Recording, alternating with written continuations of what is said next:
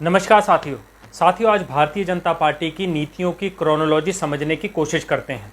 जब देश में शराबबंदी की जानी चाहिए थी तो मोदी सरकार ने नोटबंदी कर डाली। जब देश के व्यापारियों को टैक्स में राहत देने की आवश्यकता थी तो मोदी जी ने जीएसटी लागू कर दिया। जब देश के युवाओं को प्रति वर्ष 2 करोड़ नौकरियां देने का वादा पूरा करने की बात आई तो मोदी जी ने सबको चौकीदार बना डाला।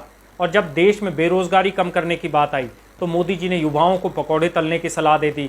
जब देश में एम्स और अंतर्राष्ट्रीय विश्वविद्यालयों की तर्ज पर संस्थान स्थापित करने की बात आई तो मोदी सरकार 3000 करोड़ रुपए की मूर्तियां लगाने में व्यस्त थी। जब कोरोना महामारी से लड़ने के लिए योजनाएं बनाने की आवश्यकता थी तो मोदी सरकार नमस्ते ट्रंप इवेंट में व्यस्त थी। जब देश में वेंटिलेटर्स खरीदे जाने थे महामारी का प्रकोप कम करने के लिए तो मोदी सरकार मध्य प्रदेश में कांग्रेस पार्टी के विधायक खरीदकर कांग्रेस पार्टी की सरकार गिराने में जुटी हुई थी। ये मोदी सरकार की पिछले कुछ दिनों की, पिछले कुछ सालों की उपलब्धियां हैं।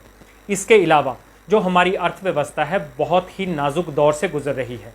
ग्लोबल रेटिंग एजेंसी मूडीज ने हमारी सॉवरेन रेटिंग्स को एक बार फिर से कम कर दिया है।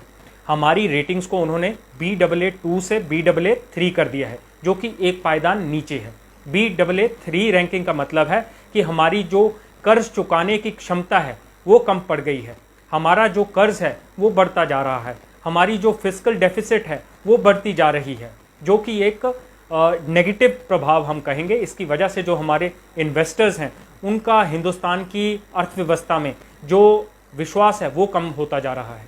इसके अलावा इसका जो रैंकिंग कम करने का जो कारण है वो सिर्फ और सिर्फ कोरोना महामारी ही नहीं है। इससे पहले भी 22 वर्ष पहले मूडीज़ ने हमारी रेटिंग्स को कम किया था। जब अटल बिहारी वाजपेयी हिंदुस्तान के प्रधानमंत्री थे उन्होंने पोखरण में न्यूक्लियर टेस्ट किया था, जिसकी वजह से मूडीज़ ने हमारी रेटिंग्स को कम किया था।